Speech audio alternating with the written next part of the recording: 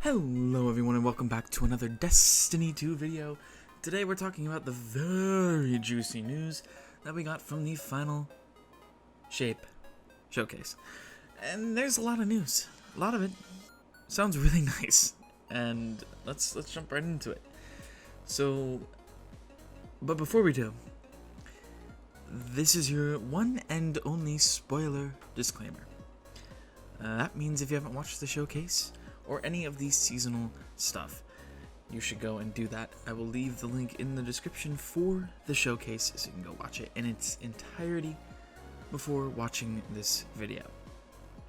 Without further ado, let's talk about what happened in said showcase. But seriously, if you're still here, leave.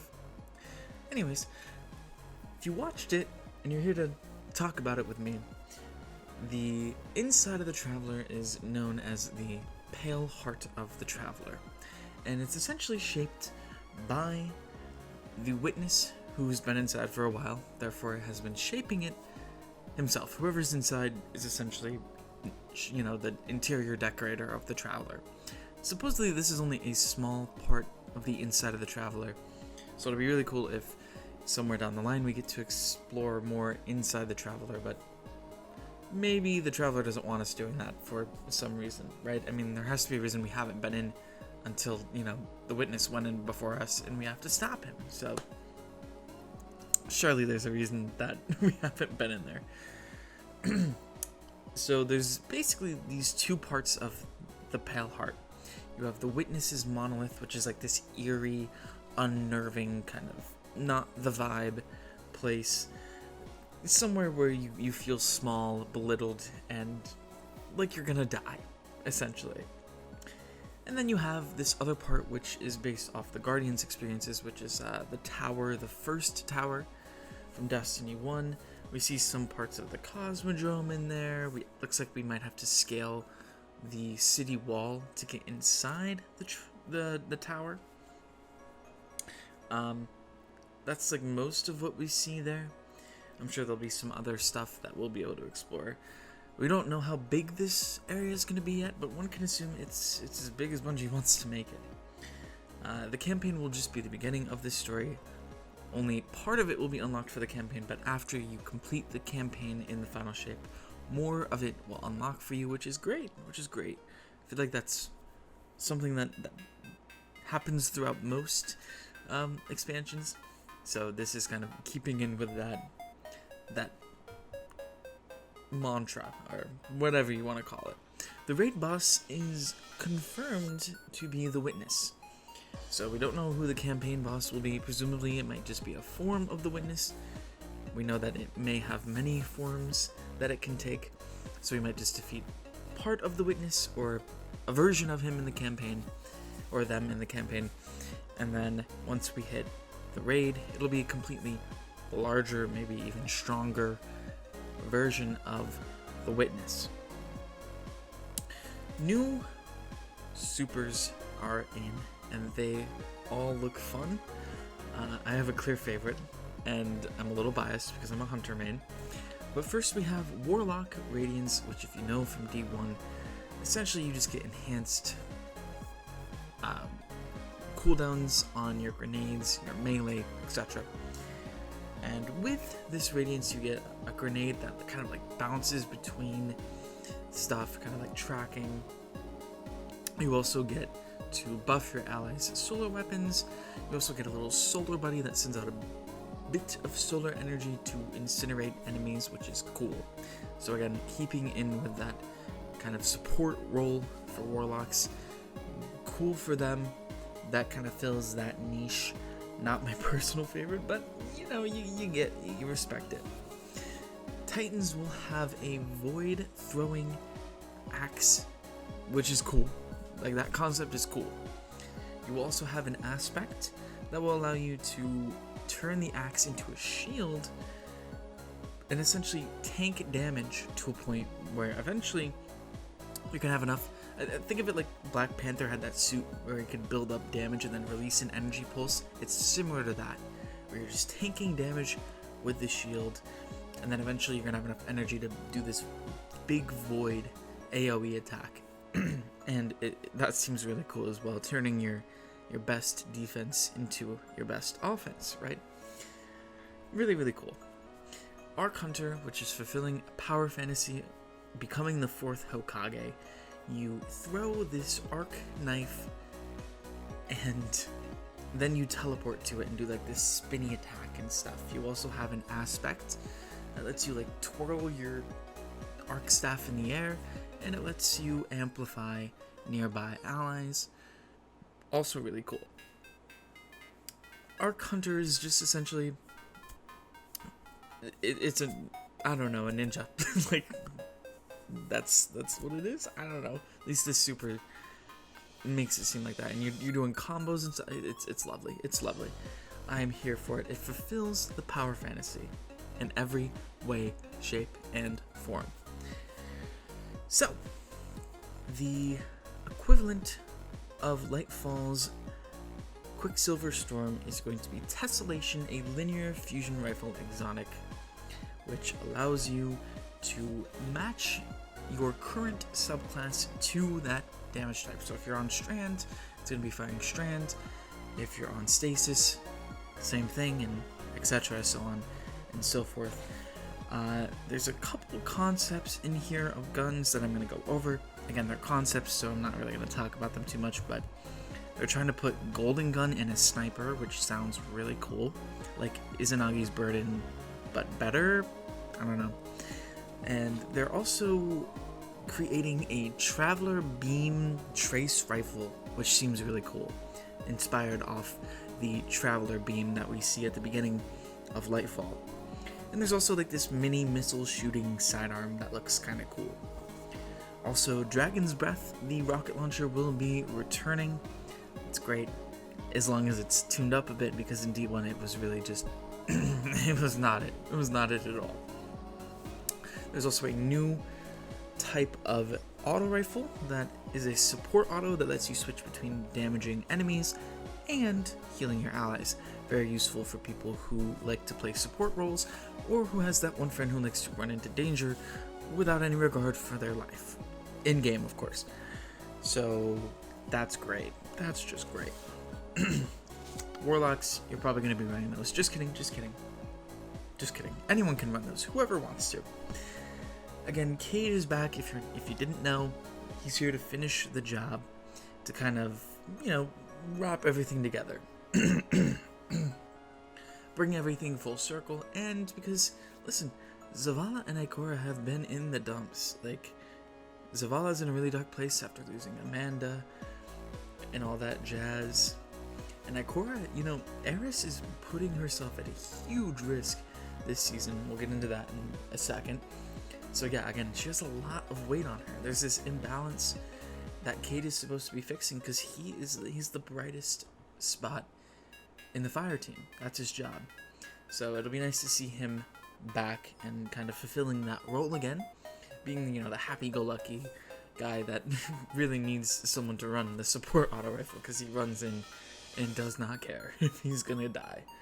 But when he was alive, he was pretty good at surviving those scenarios. So yeah. So we'll talk a little bit about the seasonal stuff. Again, one more final warning before I talk about it, because I don't want to spoil anyone. But I think we're past that point. So, Eris has become a hive god, taking from the worms, and she's in need of a blood tithe. Essentially blood sacrifices to help her get stronger using the sword logic. And the goal of this is that she gets so dang strong that she can take on the likes of Xivu Arath.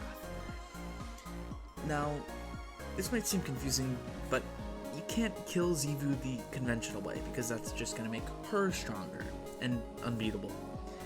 But if Eris and Xivu were to fight, I guess that doesn't really happen. Lord Daddy Bife might be able to explain this better.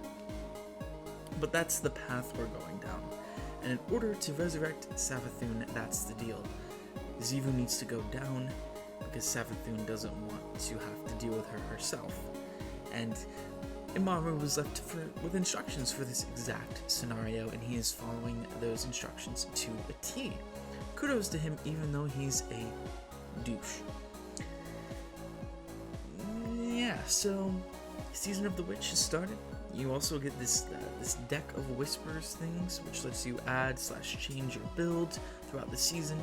Kind of like, you know, Yu-Gi-Oh!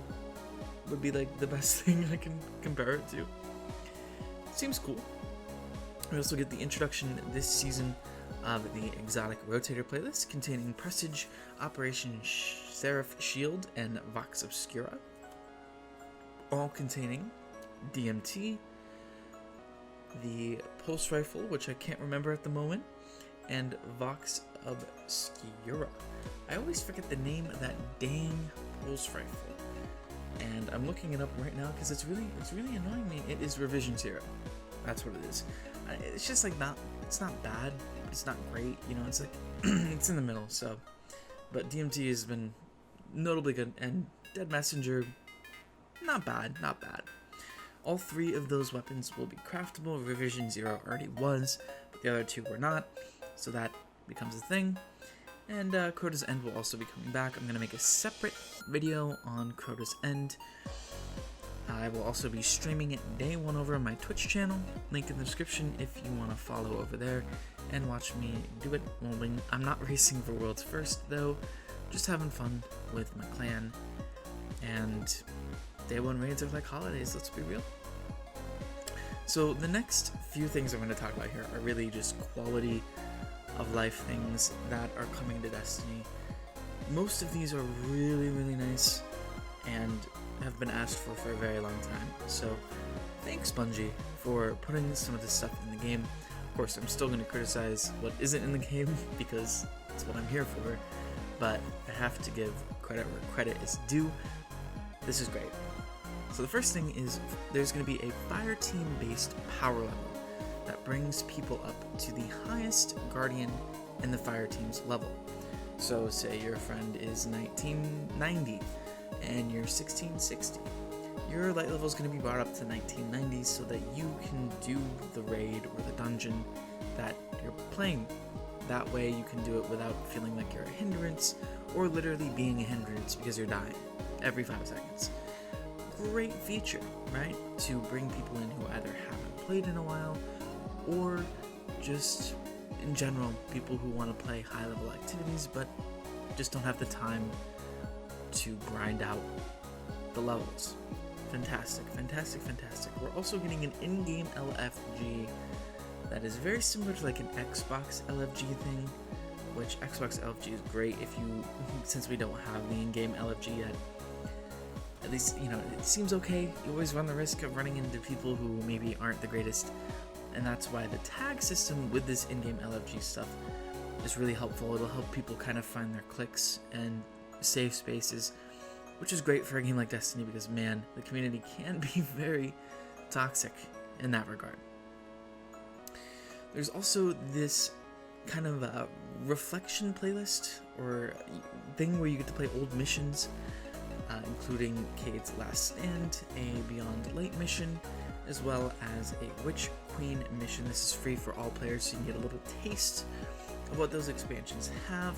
The only issue I had with it is that it's not like the full missions, and I get that, you know, it is free, so you might not want to do that. It's the only gripe I have, though. Overall, it's really nice to introduce to new players, and I think it's a good start, but it definitely needs to be added to, right? Like it's like a snack. You know, we need a meal for new players, not just a little snack. You know what I mean? Speaking of meals, we're getting a new episodic cadence after the final shape and throughout the year of the final shape. These new things are called episodes. Basically, these episodes will last 18 weeks with 6-week intervals of new stuff coming out. New quests, missions, exotics, battle pass stuff every 18 weeks. And again, you know, little additions every 6 weeks, right? No real talks about when raids will come out next year or when dungeons will come out, but there is a final shape dungeon key. So one can assume we're at least getting one dungeon next year, maybe more. We'll have to see. But for now, the new episodic cadence it seems good. We'll just have to see because we can't tell until it's actually in practice. But we've been asking as a community, and I myself have been asking for a new way that seasons are just delivered, and this seems like it might not be a bad way. We'll just have to see. The first one is called Echoes, and then the second one will be Revenant. Last one, wrapping up the year of the final shape, will be Heresy. Again, each of these will last 18 weeks, which is about 4.5 months of these episodes. First episode seems like it will be Vex, second one being Scorn related, and the last one revolving around the Hive. Very cool, very, very cool. Those episodes will include the consequences of the events of the final shape. I know I just said of like 20 times in that sentence, but you know, there's a lot of ofs, right? Each, though, is supposedly going to be a standalone piece, so you can just play the one episode and be like, cool, and you don't have to play the others. That's great, it's great. There's going to be more cinematics and stuff. Apparently these episodes are going to be like larger seasons, essentially. That's like the comparison we got in the showcase. So, a lot of new stuff. One thing I didn't talk about earlier was that we have a new enemy type called Subjugators. Those bad boys are like tormentors on crack. They'll be using stasis and strand, and hopefully they are, you know, as dangerous as they are, cool looking, because holy guacamole, they look like they could decapitate me without sneezing or without like breathing. I don't know. They're scary, okay? Scary looking anyways, but I guess you shouldn't judge a book by its cover. They could be very nice people, very nice subjugators. I don't know. But let me know what you think down below. What's your favorite new super, or at least based on how they look? Obviously mine is the Arc Hunter. I mean, it looks phenomenal. Let me know what your overall thoughts of the showcase are, respectfully. Like if you enjoyed the video. Subscribe if you want to see more of content like this. And I'll see you in the next one.